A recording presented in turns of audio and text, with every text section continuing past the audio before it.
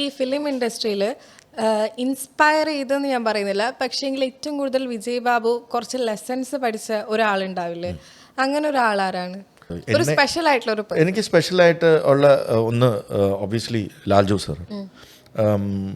പുള്ളി എനിക്ക് ഒരുപാട് ആസ് ആൻ ആക്ടർ എനിക്ക് ഒരുപാട് കാര്യങ്ങൾ പറഞ്ഞു തന്നിട്ടുണ്ട്. ബിക്കോസ് ഞാൻ ഒരു ക്യാമറയിൽ നോക്കി അഭിനയിച്ച് ശീലമുണ്ടായിരുന്ന ആളൊന്നുമല്ല.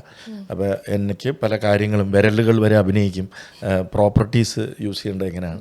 അങ്ങനെ ആസ് എൻ ആക്ടർ എന്നെ ഒരുപാട് I mean the reason why I M in films today is because of him. ആ പുള്ളിയുടെ ഒരു ചോദ്യം, നിനക്ക് എൻ്റെ സിനിമയിൽ നായകനായിട്ട് അഭിനയിക്കാൻ താല്പര്യമുണ്ടോ എന്ന് ചോദിച്ച ആ ഒരു ചോദ്യം ഞാനൊരു കോർപ്പറേറ്റിൽ അല്ലെങ്കിൽ സൂര്യ ടി വിയുടെ വൈസ് പ്രസിഡൻ്റായിട്ട് ഇരിക്കുമ്പോഴാണ് പുള്ളി അത് ചോദിക്കുന്നത്.